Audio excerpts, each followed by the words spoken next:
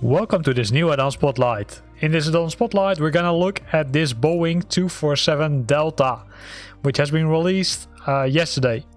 So it contains several liveries, right? You can see the Wing 42 delivery, the United Airlines livery, Lufthansa, Chevron, if we will go down, United Airlines, Linus Areas Mexicana, Precipitation Control Co., Pennsylvania Central Airlines livery, and the Empire Airlines. So let's start with the default one, right? If we look at the rest of the menus, you can set a few like normally, right? You can see the forward limit and the back and the after limit.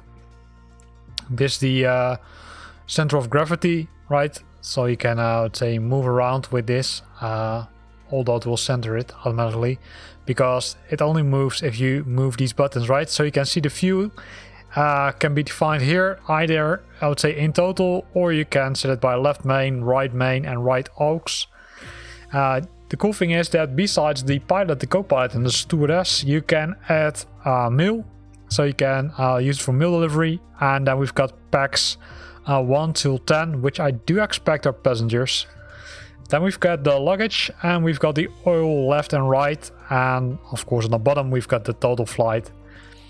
Failures, as with every aircraft, it comes with failures. Multiple cylinders can fail, the magneto can fail, more cylinders on the other side of the engine can fail, oil leaks, fire even. Really cool, I'm really looking forward to see it. If you want to use these options, right, you need to switch them manually on. By default they're all off, but if you want to switch them on, you can switch them on and also arm them, and then also define when they will start to happen. Customization, as always, the tail number, the call sign, the flight number, and of course the way to append the heavy signal to the call sign, which is, I would say, not really needed in this case.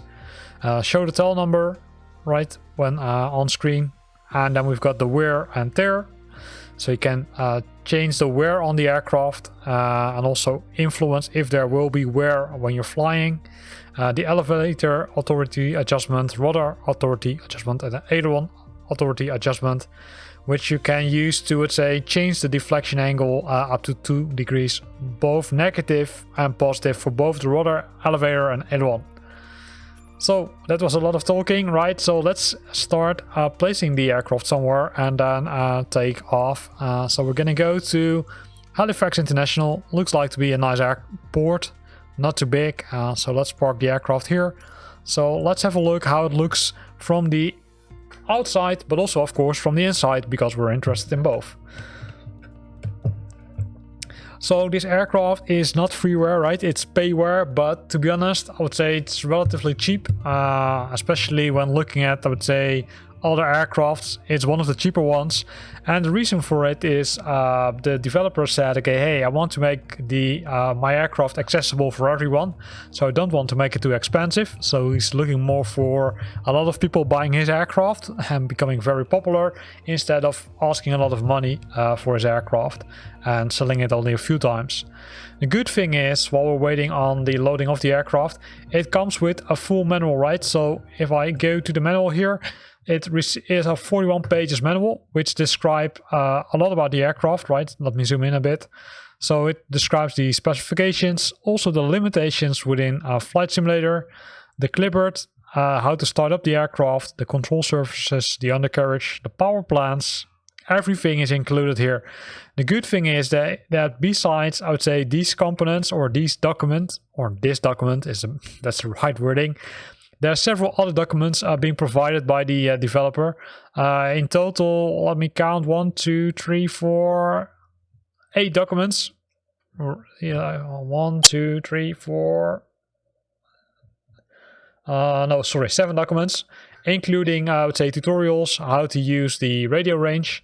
But the good thing is that it also includes the performance file and the radio station database for Little Navmap. So if you're using Little Navmap for your flights, then good news, because that's also included.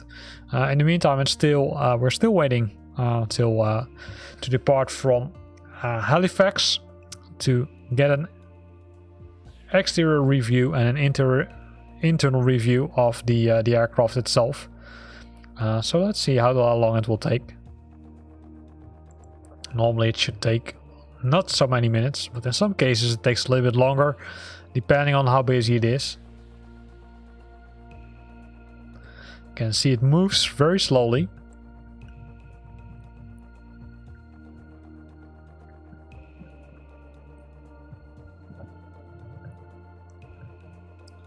So if it takes this time, then it's probably better to shortly pause the video and continue once we're at the airport.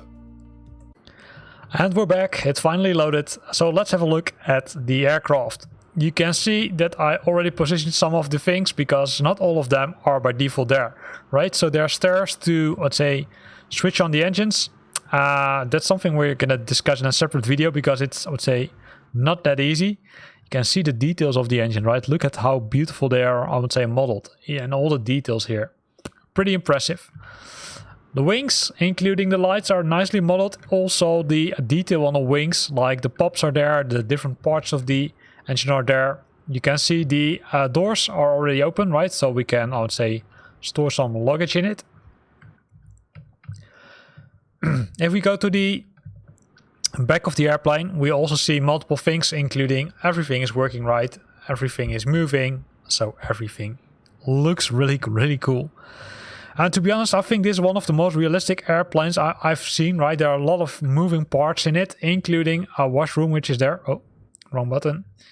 So if you go here, you can see the washroom, and sometimes, or some parts are even clickable, right? So, for example, if you look at the, oh, a little bit too high. If you look at the ventilation and at the reading lights, you can simply change them, right? You can enable them. Also, if you look at the detail of the other things like the newspapers in the aircraft, they're there. And the cool thing is you can even close the door of the cockpit or open it. So those are really nice things. I would say a lot of detail or a lot of time has been spent probably on the details.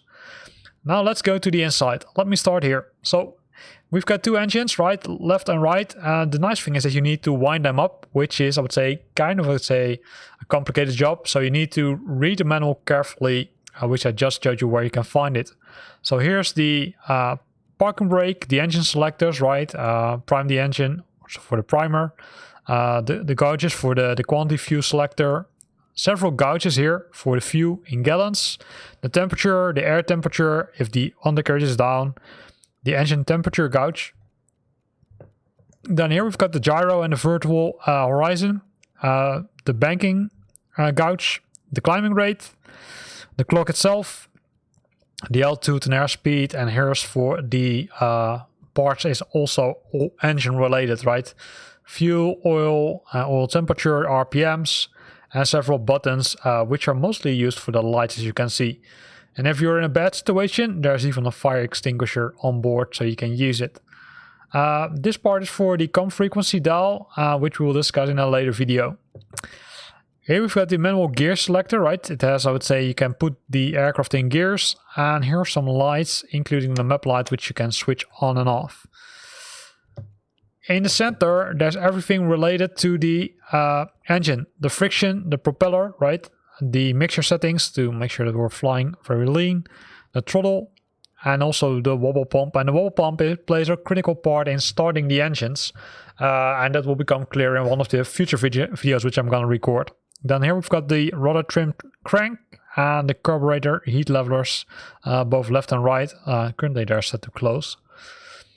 On the center pane, we've got multiple settings which have to do with the density of the light, but also the magneto switches, right? Including, I would say, switching on and off the engines, switching on the ignition, the compass, light, rheostat, and also the engine distributor dial and tank selector. Tank selector can either be set to left, off, right, and aux on, right, which is, say, representing the three tanks which we saw earlier on when looking at the video. Here's the battery switch, the elevator trim crank, not sure what this button is used for, that's something I need to figure out, and the de-icing switch. Then over here we've got the crystal switches, which are used for the radio, and of course the radio switch, the master avionics switch. Now another cool thing is the radio fuses. You can take away the fuses and place them back. Place them back also here, which I really like, right? These kind of details is really impressive. Here's the ventilation and some other the aileron crank trim, or trim crank, sorry, which can be used. The aircraft itself has multiple, let's say, baggage parts, right? One of them is special because it's on the front of the aircraft, and you can see it here, which also includes the cranks to start the engines, because as you can see, there's a crank here which you need to use to, I would say, start the engines. Starting the engines can be done either, I would say, partially automatically, but also can be done manually. And to do that, you need to use the clipboard, because the clipboard contains a lot of information. If we start at the start page, there are some generic statistics about the engine and the aircraft. There's the, I would say, passengers, which you can, I would say, add dynamically into the aircraft. You can switch on certain settings or hit plus or minus to change the oil level. Here we've got the baggage, right? You can increase the baggage or the mail express, so we can completely fill up the aircraft and also the front, right? You can do it easily by using these buttons. Then we've got the fuel ones, and the fuel ones, you can see that all of those have been completely full, but you can also decrease it because currently we're above the maximum weight, so we need to decrease it. And once you're ready, you can say make it so. If you do make it so, it will go one by one and make sure that the aircraft is prepared. So in this case, we're gonna make sure that everything is loaded. So let's wait some time. So it's boarding the passengers, it's loading the mail, it's refilling the oil, right, if needed. So you can see per, I would say, person, well, how many tasks they need to do. So in this case, Heinrich Idler needs to do 11 tasks. Then the ramp agent needs to perform 2 more tasks. And then this guy needs to perform most of the tasks, including boarding the passengers. So I would say nice way how they approach this, right? I really like it. And you can see the check marks once the tasks have been completed. The other things what you can do is simply mark them one by one, and then it will be done also. So we've got 7 more tasks, right? So let's wait for the packages to load. 6 more tasks, more passengers. Oh, these are the, so we need to wait till all of them have been onboarded, and then probably the rest will be done.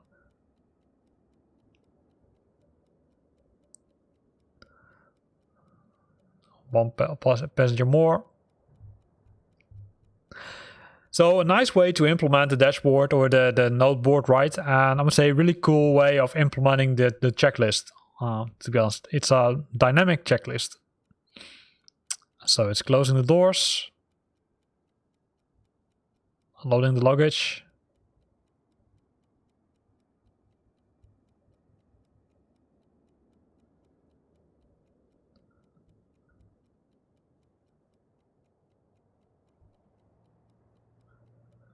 so if you click them manually, it will remove them once this person has done it. So once you're done, you can continue with the next part. And the next part is simply pressing the wind up flywheel, because the aircraft or the engine needs to be spun up.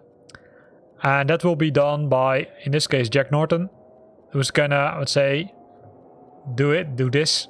I'd say I'm not gonna show it completely because I already had some issues with it, because I simply did not read the full manual, right? So simply need to say make sure that I'm reading the manual correctly to make sure that I know how it works. Probably the mixture also needs to be fully set.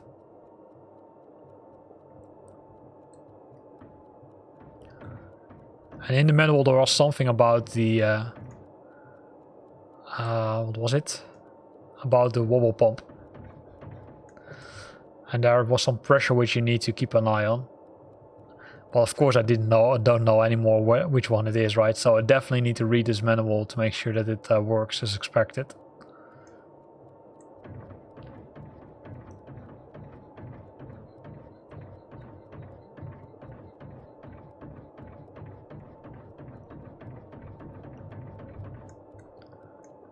And you can see that the fuel, right, continues to increase. So that's probably what you need to do. You need to pump fuel into the engines. Not sure if this is the correct way, right? I'm gonna read the manual and then probably will record a new video about how to start the engine correctly. But just want to try if this works.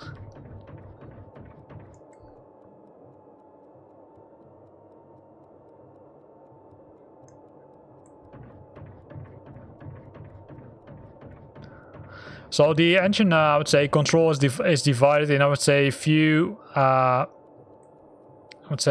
parts, right? You've got the left engine and the right engine, but the wobble pump simply allows you to do everything. So now it's done.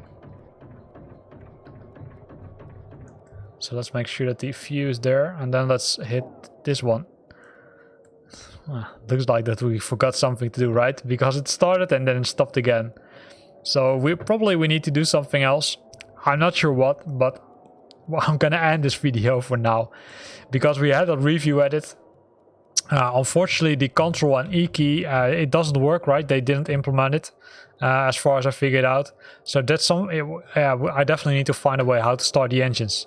If I found out how to do it, I will definitely record a video about it and will show you how to do it. The other workaround, of course, could be starting on a runway, but hey, that's kind of cheating, right? It's the same cheating as pressing the Control and E key. Here ends this video. I hope you liked it. If you liked it, then consider to use the like button. If you got questions or comments, then feel free to post them in the comment box below. And if you want to stay up to date about new videos I'm posting, then make sure that you're subscribing to my channel.